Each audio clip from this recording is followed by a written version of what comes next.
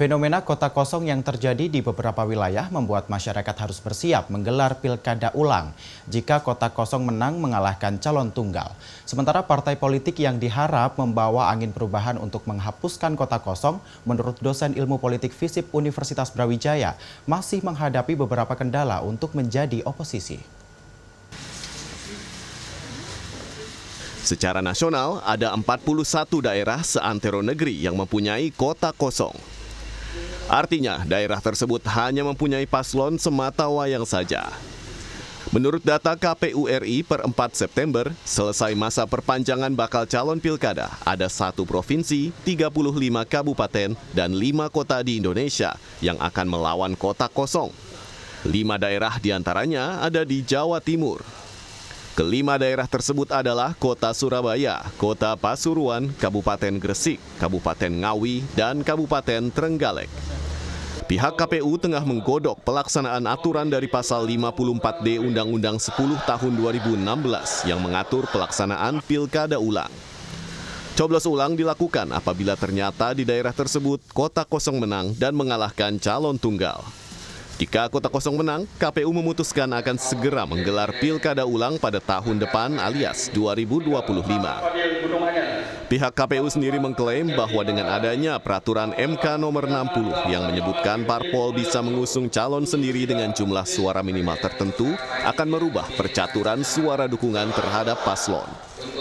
Meski di pilkada tahun 2024 ini, aturan tersebut tak banyak mempunyai arti. Koalisi parpol gemuk nampaknya masih menjadi jaring pengaman terbaik untuk meraup suara meski harus berkompetisi melawan kota kosong. Kalau dengan melihat upaya KPU RI seperti itu, saya kok meyakini di 2025 kalaupun nanti terjadi ada kota kosong yang menang kemudian dilaksanakan 2025, saya meyakini sudah ada upaya antisipasi untuk ke arah sana sehingga betul-betul kota kosong itu ada lawannya lah gitu.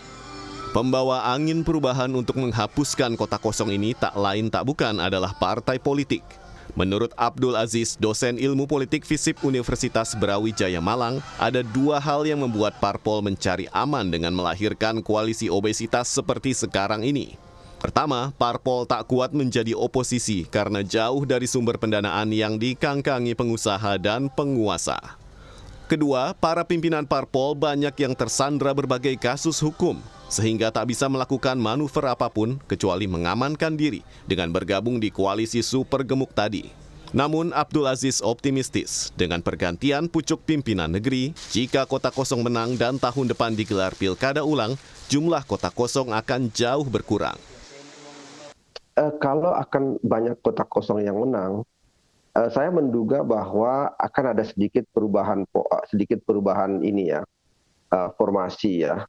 Artinya barangkali Kim di situ tidak lagi terlampau mendominasi, akan mulai berbagilah begitu, karena ketakutan kepada kasus hukum mungkin agak berkurang karena Pak Joko sudah turun panggung gitu. Dan penyanderaan dengan kasus hukum ini kan sebenarnya lebih dilakukan oleh Presiden Joko Widodo ya, bukan oleh Presiden terpilih sekarang.